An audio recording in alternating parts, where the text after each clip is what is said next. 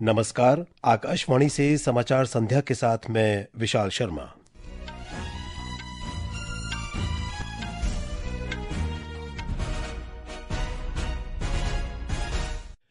मुख्य समाचार। केंद्रीय मंत्रिमंडल ने प्रधानमंत्री किसान संपदा योजना के विस्तार के लिए 6,520 करोड़ रुपए के कुल परिव्यय को मंजूरी दी। सरकार ने राष्ट्रीय सहकारी विकास निगम को 4 वर्षों के लिए 2,000 करोड़ रुपए की अनुदान सहायता को भी स्वीकृत किया। बिहार में मतदाता सूची के विशेष गहन पुनरीक्षण पर चर्चा की मांग कर रहे विपक्षी दलों के हंगामे के कारण संसद के दोनों सदनों की कार्यवाही कई बार स्थगित हुई। अमेरिका की शुल्क घोषणा के बाद केंद्रीय मंत्री पीयूष गोयल ने संसद में कहा, भारत राष्ट्रीय हितों की रक्षा के लिए सभी कदम उठाएगा। म्यांमार ने प्रधानमंत्री के रूप में यू न्यो साव की अगुवाई में नई सरकार के गठन की घोषणा की। और बैडमिंटन में भारत के लक्ष्य सेन और तरुण मन्नेपल्ली मकाओ ओपन के पुरुष सिंगल्स क्वार्टर फाइनल में पहुंचे।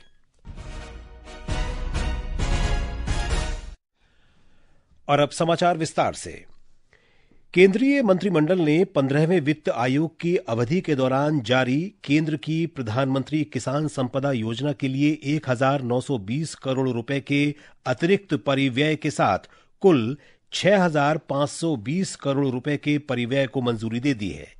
आज नई दिल्ली में सूचना और प्रसारण मंत्री अश्विनी वैष्णव ने ये जानकारी दी। साइंटिफिक तरीके अपनाने से किसानों की इनकम में सुधार आता है। इसीलिए जरूरी है कि इंटरनेशनल स्टैंडर्ड्स पे एक्सपोर्ट्स को बढ़ावा देने के लिए फूड टेस्टिंग लैब्स की स्थापना की जाए। तो आज के फैसले में ओवरऑल आउटले बढ़ाया गया टू 6,520 करोड़ रुपीस और उसमें से 1,000 करोड़ स्पेसिफिकली रखा गया 50 irradiation units and 100 food testing labs के लिए।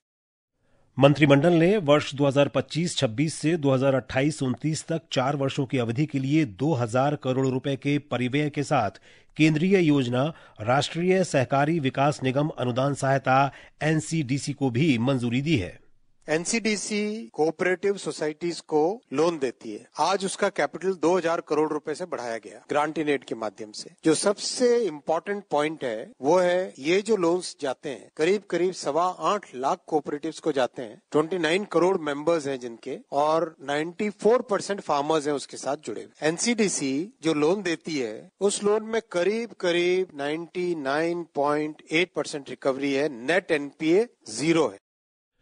आर्थिक मामलों की मंत्रिमंडल समिति ने महाराष्ट्र, मध्य प्रदेश, पश्चिम बंगाल, बिहार, ओडिशा और झारखंड राज्यों के 13 जिलों के लिए 4 मल्टी ट्रैकिंग परियोजनाओं को मंजूरी दी है।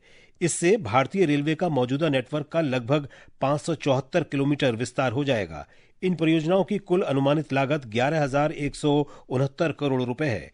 इन परियोजनाओं के निर्माण के दौरान लगभग 229 लाख मानव दिवसों के लिए प्रत्यक्ष रोजगार भी सृजित होगा।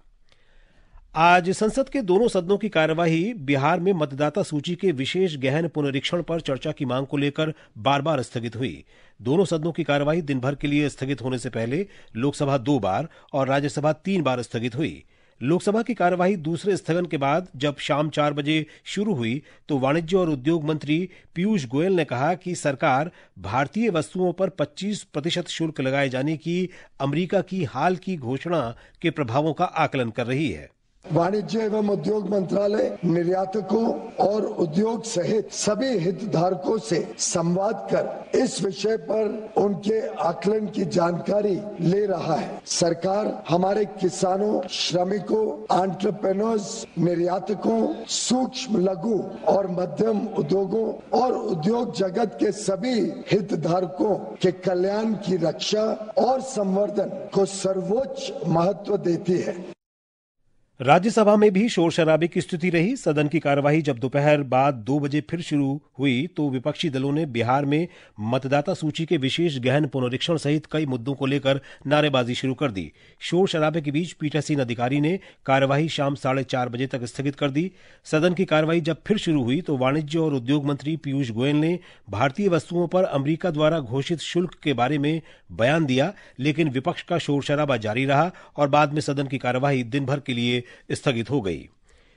केंद्रीय पेट्रोलियम और प्राकृतिक गैस राज्य मंत्री सुरेश गोपी ने कहा है कि इस वर्ष 1 जुलाई तक सार्वजनिक क्षेत्र की तेल विपणन कंपनियों ने देश भर में राजमार्गों के किनारे खुदरा दुकानों पर कुल 368 अपना घर विश्राम सुविधाएं स्थापित की हैं। आज लोकसभा में श्री गोपी ने बताया कि ट्रक चालकों की सुरक्षा और कल्याण को बढ़ाने के उद्देश्य से सरकार ने ट्रक चालकों की लंबी दूरी की यात्रा को बेहतर बनाने के उद्देश्य से अपना घर पहल शुरू की है। उन्होंने कहा कि ट्रक चालकों ने इस पहल की काफी सराहना की है। ये समाचार आकाशवाणी से प्रसारित किए जा रहे हैं। ताजा समाचार जानने के लिए आप हमारे social media handle x@AIR News Hindi को फॉलो कर सकते हैं। समाचार संध्या में आपका फिर स्वागत है। राष्ट्रपति द्रौपदी मुर्मू ने झारखंड में देवघर एम्स की स्थापना के 6 वर्षों के अंदर ही 5 आदिवासी गांवों को गोद लेने और वहां के लोगों को बेहतर प्राथमिक स्वास्थ्य सेवा तथा चिकित्सा सुविधाएं प्रदान करने के लिए उसकी सराहना की है। राष्ट्रपति मुर्मू आज एम्स देवघर के पहले दीक्षांत समारोह में मुख्य अतिथि के रूप में शामिल हुईं। उन्होंने बेहतर स्वास्थ्य सेवा प्रदान करने और दूरदराज के क्षेत्रों के आदिवासी लोगों को ड्रोन के माध्यम से दवाइयां पहुंचाने की भी सराहना की। राष्ट्रपति मुर्मू ने इस बात पर प्रसन्नता व्यक्त की कि पुरस्कार प्राप्त करने वालों में 50% से अधिक महिलाएं हैं। राष्ट्रपति ने छात्रों, संकायों और संबंधित चिकित्सा पेशेवरों से आग्रह किया कि वे सतत विकास लक्ष्यों पर ध्यान केंद्रित करते हुए निर्धारित समय सीमा के भीतर राष्ट्रीय तथा राज्य स्तर के स्वास्थ्य संबंधी लक्ष्य प्राप्त करने की दिशा में काम करें। राष्ट्रीय स्तर पर सरकार का ये प्रयास है कि स्वास्थ्य से जुड़े आउट ऑफ पॉकेट एक्सपेंडिचर का दबाव लोगों पर कम से कम हो। इस राष्ट्रीय प्रयास में एम्स देवघर जैसे संस्थानों और आप जैसे डॉक्टरों का इंस्टीट्यूशनल रोल भी है और इंडिविजुअल भी। मैं एम्स देवघर के प्रशासकों, प्राध्यापकों और विद्यार्थियों की पूरी टीम से आग्रह करना चाहूंगी कि आप सब मिलकर स्वास्थ्य तथा चिकित्सा से जुड़े सस्टेनेबल डेवलपमेंट गोल की सूची बनाएं और आप देखें कि उन गोल्स को प्राप्त करने में भारत की क्या स्थिति है। प्रधानमंत्री नरेंद्र मोदी शनिवार को उत्तर प्रदेश के वाराणसी की यात्रा के दौरान 9 करोड़ 70 लाख से ज्यादा किसानों को 20,500 करोड़ रुपए से अधिक राशि की प्रधानमंत्री किसान सम्मान निधि योजना की 20वीं किस्त जारी करेंगे। इस दौरान श्री मोदी लगभग 2,200 करोड़ रुपए की लागत की कई विकास परियोजनाओं का शिलान्यास और उद्घाटन करेंगे। निर्वाचन आयोग ने उपराष्ट्रपति चुनाव के लिए निर्वाचक मंडल की सूची को अंतिम रूप दे दिया है। उपराष्ट्रपति चुनाव के निर्वाचक मंडल में राज्यसभा के निर्वाचित और मनोनीत सदस्य तथा लोकसभा के निर्वाचित सदस्य शामिल हैं। निर्वाचन आयोग कल विशेष गहन पुनरीक्षण पहल के अंतर्गत बिहार में मतदाता सूची का मसौदा प्रकाशित करेगा। मुख्य चुनाव आयुक्त ज्ञानेश कुमार ने मतदाता सूची के मसौदे के प्रकाशन से पहले अपने संदेश में कहा कि जिला निर्वाचन अधिकारी बिहार के सभी 38 जिलों में सभी मान्यता प्राप्त राजनीतिक दलों को फिजिकल और डिजिटल प्रारूप में मतदाता सूची उपलब्ध कराएंगे। निर्वाचन आयोग ने कहा है कि इलेक्ट्रॉनिक वोटिंग मशीन ईवीएम से छेड़छाड़ नहीं की जा सकती है। आयोग ने कहा कि पिछले वर्ष हुए महाराष्ट्र विधानसभा चुनावों के दौरान वीवीपैट पर्चियों की गिनती में कोई गड़बड़ी नहीं पाई गई।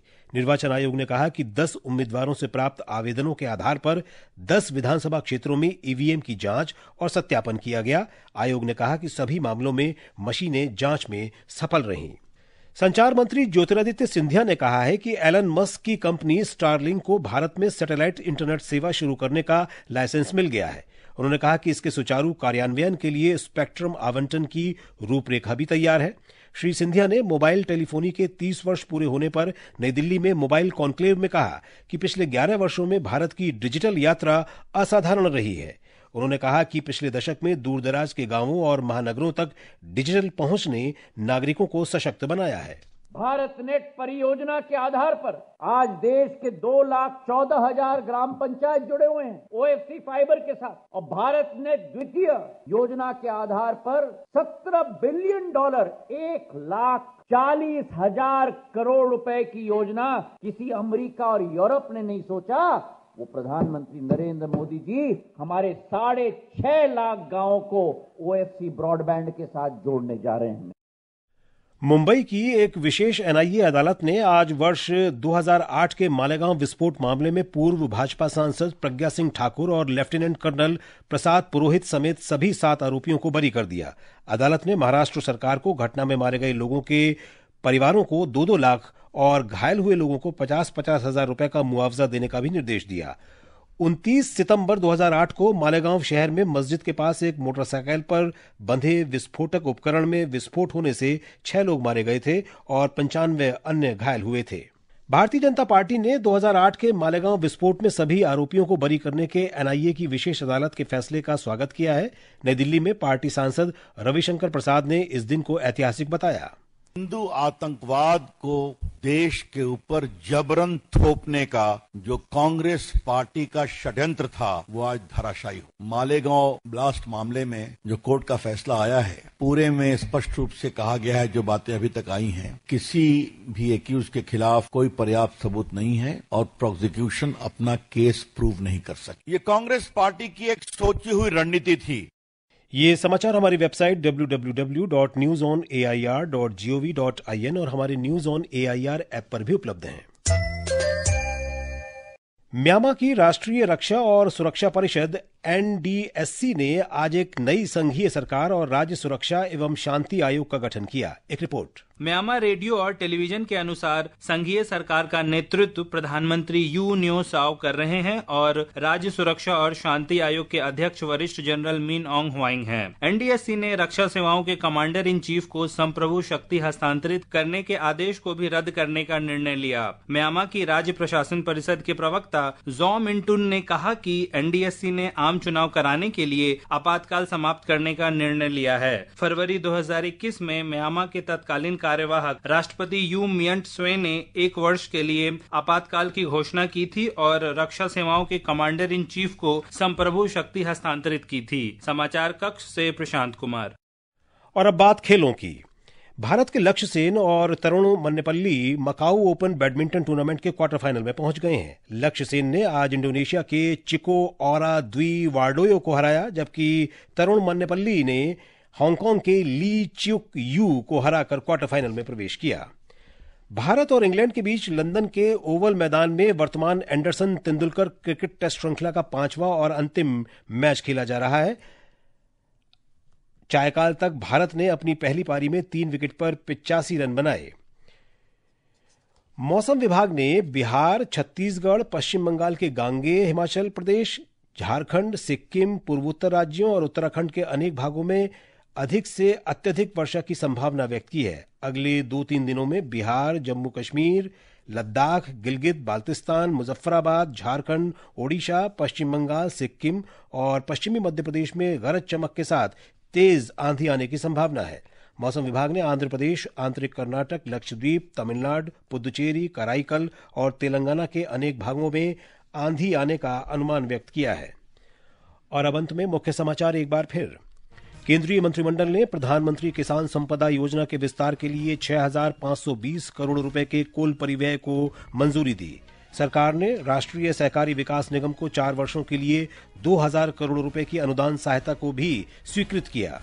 बिहार में मतदाता सूची के विशेष गहन पुनरीक्षण पर चर्चा की मांग कर रहे विपक्षी दलों के हंगामे के कारण संसद के दोनों सदनों की कार्यवाही कई बार स्थगित हुई। अमेरिका की शुल्क घोषणा के बाद केंद्रीय मंत्री पीयूष गोयल ने संसद में कहा, भारत राष्ट्रीय हितों की रक्षा के लिए सभी कदम उठाएगा। म्यांमार ने प्रधानमंत्री के रूप में यू न्यो साव की अगुवाई में नई सरकार के गठन की घोषणा की। इसके साथ ही समाचार संध्या का ये अंक समाप्त हुआ। नमस्कार।